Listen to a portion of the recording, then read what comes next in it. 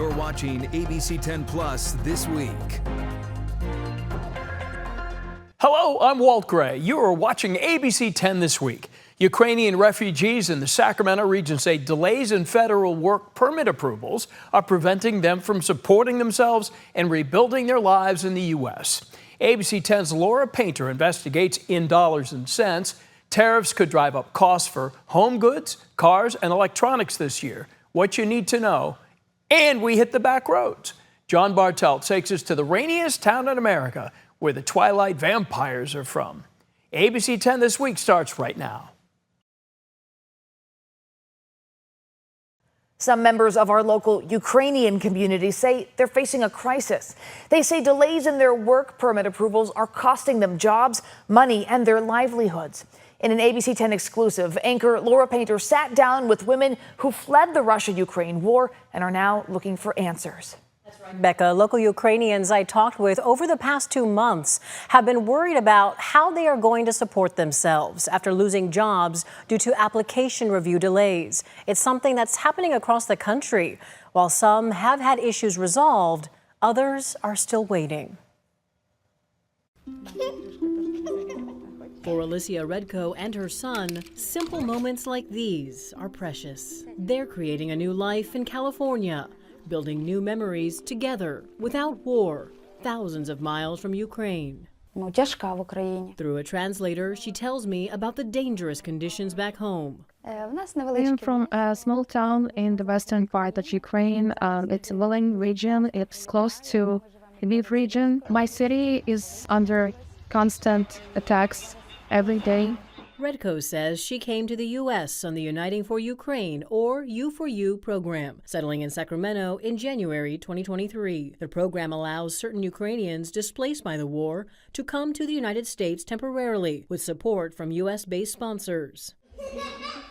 She's been a stay-at-home mom and wife who wants to be able to work. She says she applied for the required documents, and U.S. Citizenship and Immigration Services told her her case is being processed. I've been waiting for my employment authorization approval for a year. I'd like to start working, but I can't because it's still pending. And I would like to get my driver's license. Redko is just one of the thousands of Ukrainians in the Sacramento metropolitan area. The region has the largest Ukrainian immigrant population in the nation, according to the Public Policy Institute of California. Vlad Scotts is the founder and co-chair of Ukrainian American House, based in Roseville. Do you know why there is a delay? Is this unusual, or is this part of the normal process? What's going on here that's different? There is no needs for any new law, new budget, nothing, just issue with the paperwork. Because when we talk about those U4U legal Ukrainian workers, they came here legally. They were invited by United States. They were sponsored by American families. They went full background check, security screening. They have zero criminal history.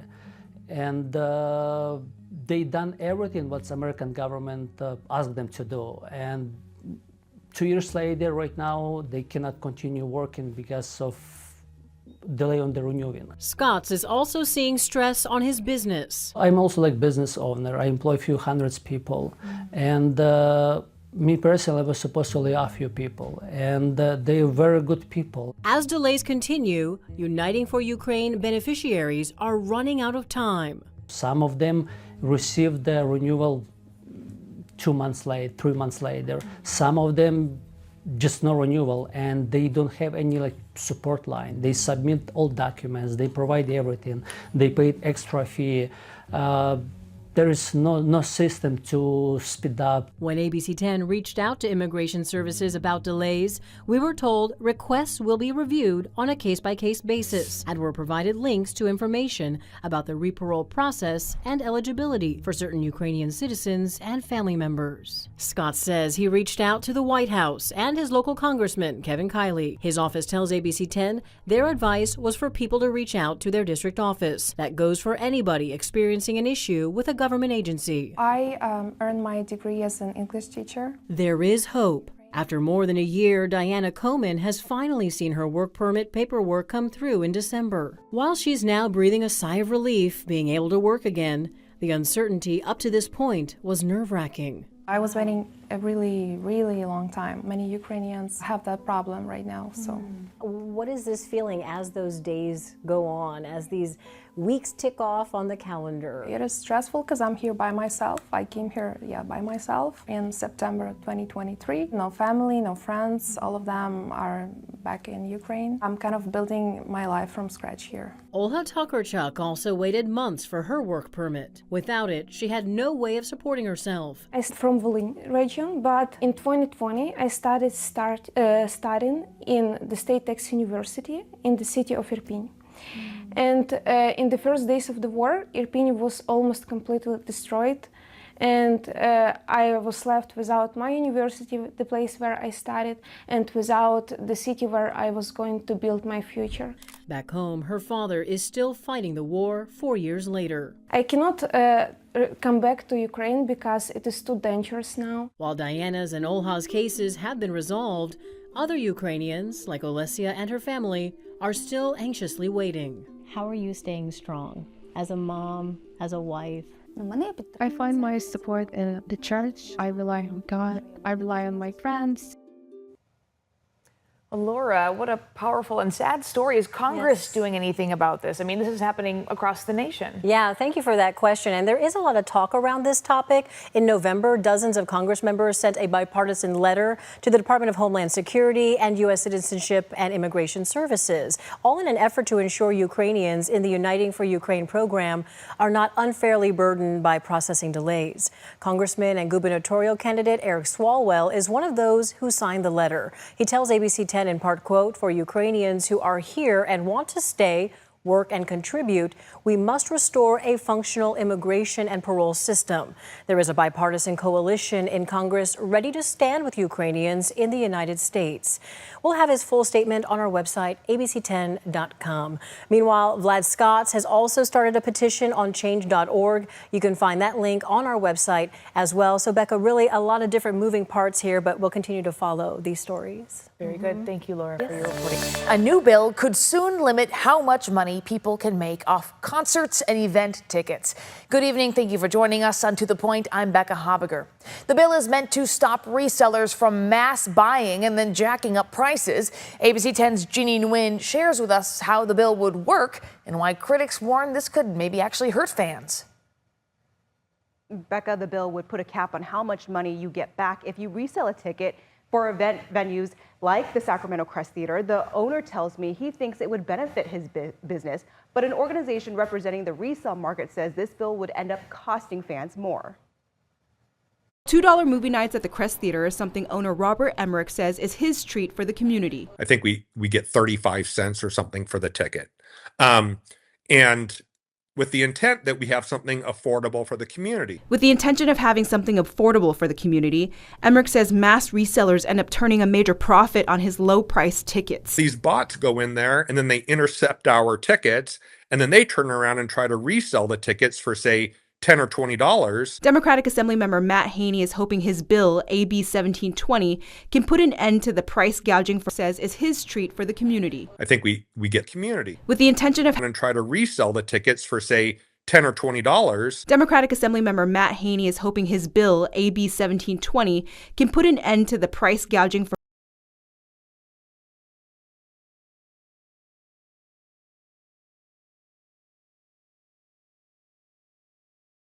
They're just using it as a way to make money, and then they squeeze every dollar out of your pocket because you're a real fan that actually wants to see a performer that you love. But the Ticket Policy Forum, a coalition representing secondary ticketing marketplaces, believes this bill would hurt consumers. They say healthy competition creates lower prices, and this issue should be addressed a different way. It does nothing to stop Ticketmaster from asking astronomical prices, abusing fans, and continuing to use its monopoly power to stop real competition in ticketing. Haney says with his bill, fans will be able to recoup their funds if they can't make an event. This is something Emmerich believes will not only help his business, but his customers as well. I think that the concept of limiting resale to 10% over face value is an absolute wonderful idea. It's going to protect the consumer and it's going to reduce the incentive for fraud.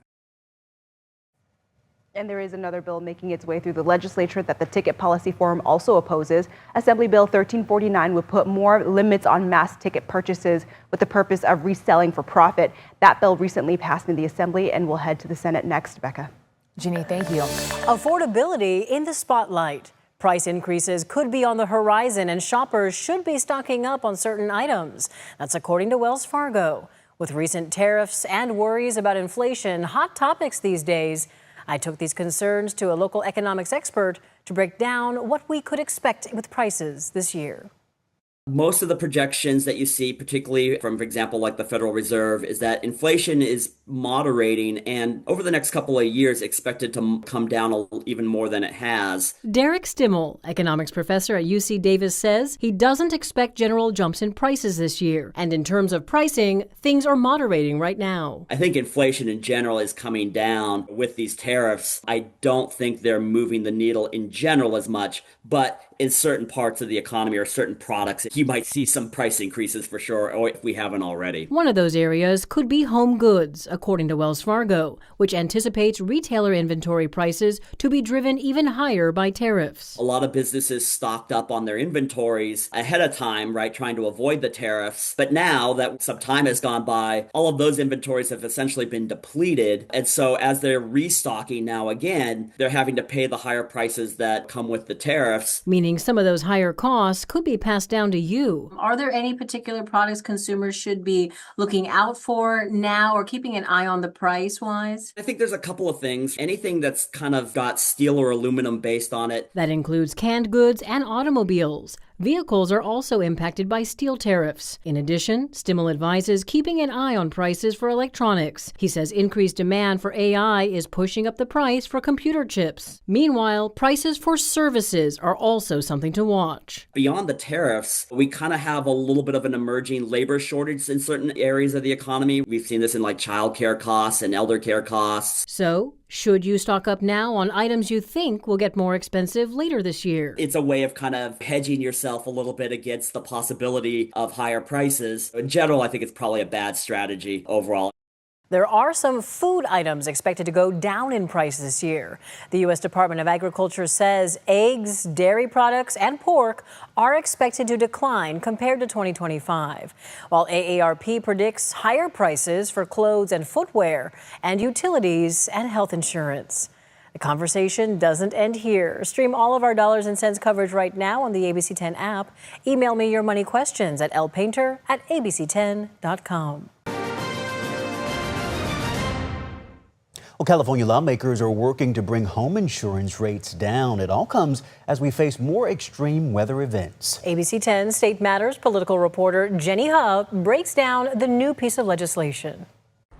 It's a conversation about passing that financial burden from Californians to big corporations that these advocates say are driving and have been driving the climate change crisis.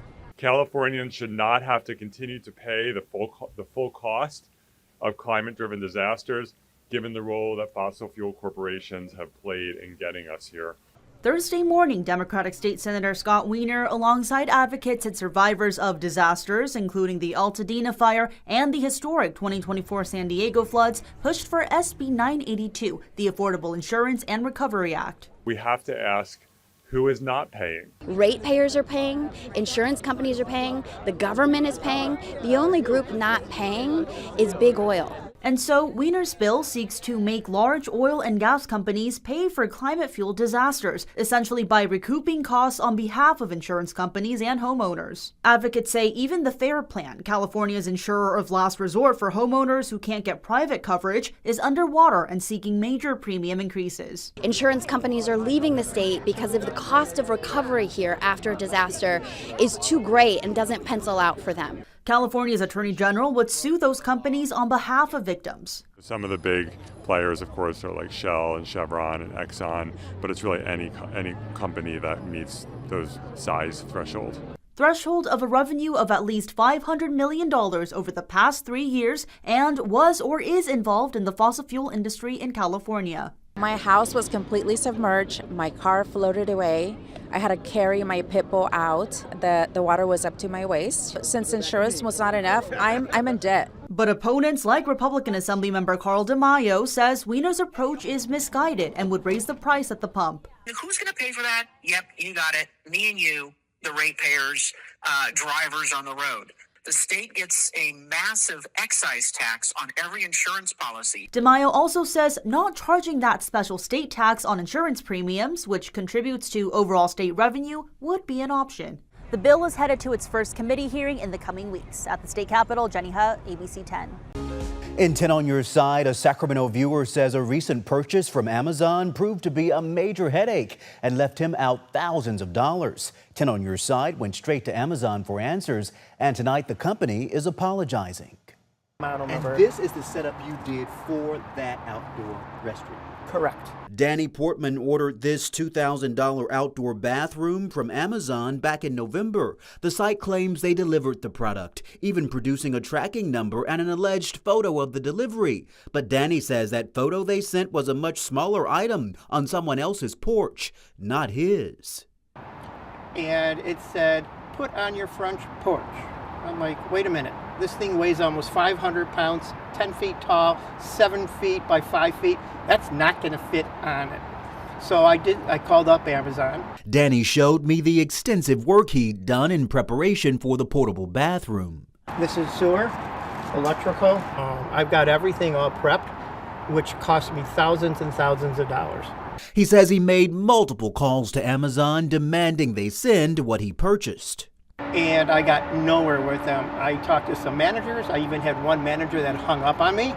And that's when he turned to 10 on Your Side. Within days of us contacting Amazon, Danny says he received this message and apology from Executive Customer Relations.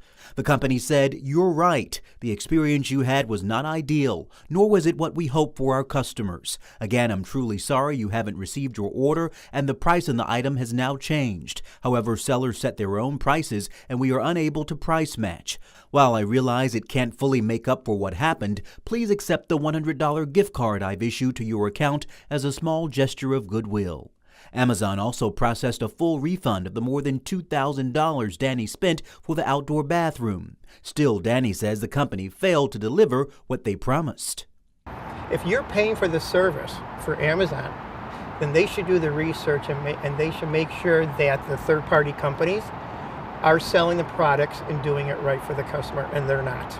Amazon says third-party sellers are independent sellers who offer a variety of new, used, and refurbished items. They sell their products and services alongside those sold by Amazon.com, and they set their own prices for the goods and services they offer. In Danny's case, that third-party seller is no longer listed in the Amazon marketplace, and it's a good reminder to always check reviews of those sellers before making a purchase. Do you have a problem and don't know where else to turn? ABC 10 is here to help. Email me at onyourside@abc10.com. And I do just want to stress, when you go on Amazon, always click on that sold by tab and take a look at those reviews, because sometimes you'll start to see some of the same complaints over and over again about those companies. It can save you a lot of time and money in this case. Yeah, and that man, $2,000? Holy moly, there was no way that little box was going to be his bathroom. Anywhere close. It would not have fit because he would have needed to have special circumstances to have that delivered to his home. Wow, stunning. Thanks for that. But tonight, leaders say there may finally be a path forward as they work to avoid insolvency and a state takeover. ABC 10's Paul Sunga is live tonight at the school district with the new information, and that meeting went late into the night, huh, Paul? It certainly did, Chris and Laura. Last week, the topic that was discussed, it was a lot of frustration in that meeting. Tonight, a different tone, still serious, but members a little bit more cautiously optimistic that things could work out at the end. A week ago, tension. This week, cautious optimism. Sacramento City Unified Board members say there's now a clear path to avoiding insolvency and possibly a state takeover. New numbers show the district no longer expects to run out of cash. Staff say they should have about $3 million in cash on hand, while still carrying a significant deficit. We are tentatively thrilled, tentatively excited that we have cash through June and that fiscal insolvency is not in the next 4 or 5 months. The updated solvency plan identifies nearly $44 million in savings the district believes it can realistically achieve. But the long-term outlook remains challenging, with a projected deficit growing to $113 million for the next school year. I was excited when I began to hear what was coming. Do we have everything solved? No. Do we have a lot more work to do? Absolutely. Are we committed to doing that? Yes.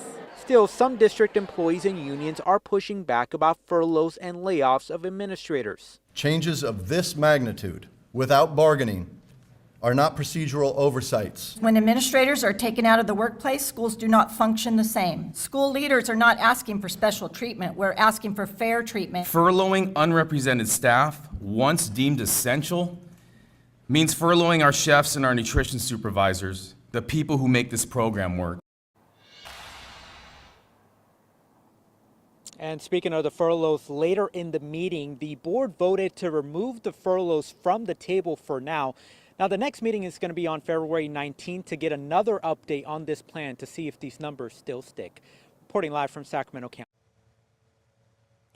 Yeah, Paul, we know there's a lot at stake here, a lot of moving parts. Keep us posted as you learn more. Thank you for the update tonight.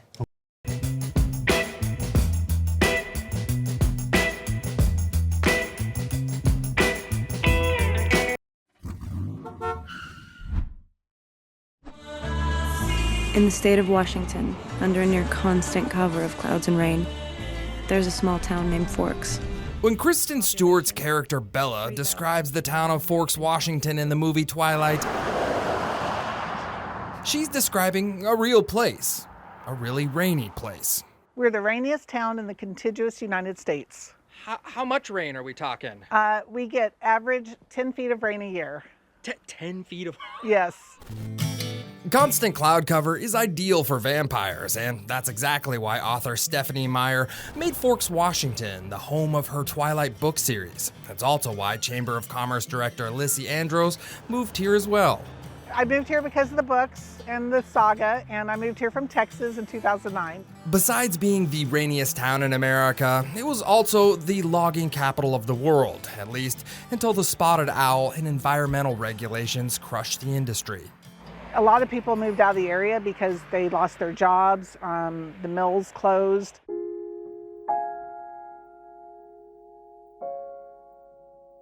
According to Lissy, the town's saving grace came in 2005 with the first Twilight book release, and then again after the Twilight movie premiered in 2008.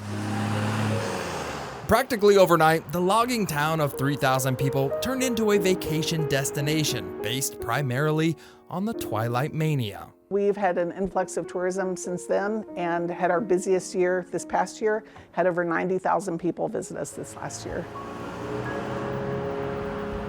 Tour starts over here.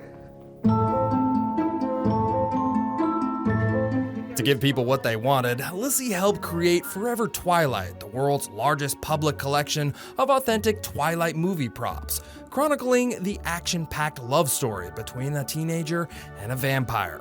This is our premiere collection here, our premiere piece. This is the costume that Kristen Stewart wears as Bella when Bella finds out Edward is a vampire. They're standing in the forest, and she says, "How long have you been 17? A while." So we're here, and it takes you to the... Lissy and her team also made a map of about a dozen different Twilight-inspired locations around town, like the Cullen House, where Bella meets Edward's family. I think that went well. And hundreds of thousands of people have driven by this house, taken pictures, and been able to kind of feel the story when they drive by the house. Getting a feel for the Twilight story is about all you can do in Forks, because, truth be told, Kristen Stewart and her Hollywood vampires were never actually here. How long was the filming in here? What did it take? They didn't film anything here. Nothing. Nothing was filmed here. That's right. The setting and location in the book may have been based in Forks, Washington, but Lissy says a lot of the movie was shot in Oregon and California.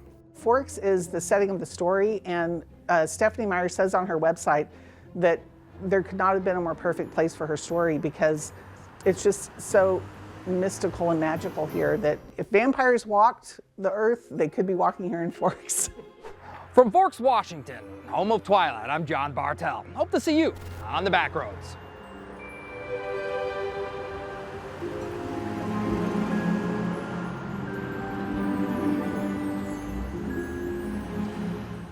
It's just so mystical and magical here that if vampires walked the earth, they could be walking here in Forks. From Forks, Washington, home of Twilight, I'm John Bartel. Hope to see you on the back roads.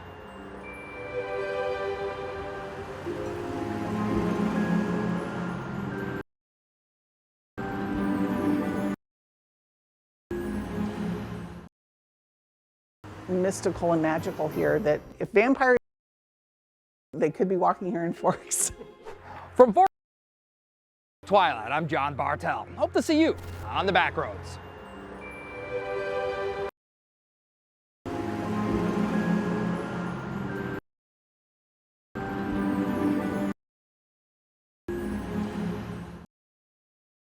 Mystical and magical here that if vampires, From Forks,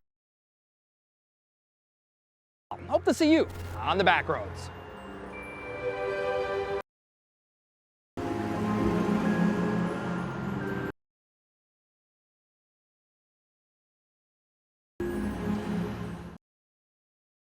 mystical and magical here that if vampires, From Forks, hope to see you on the back roads.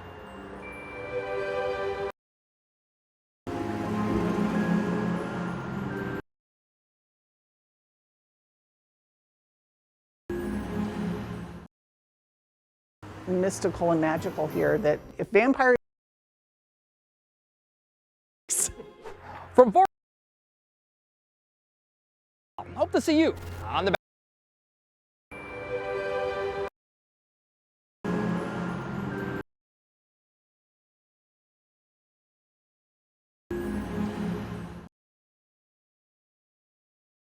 mystical and magical.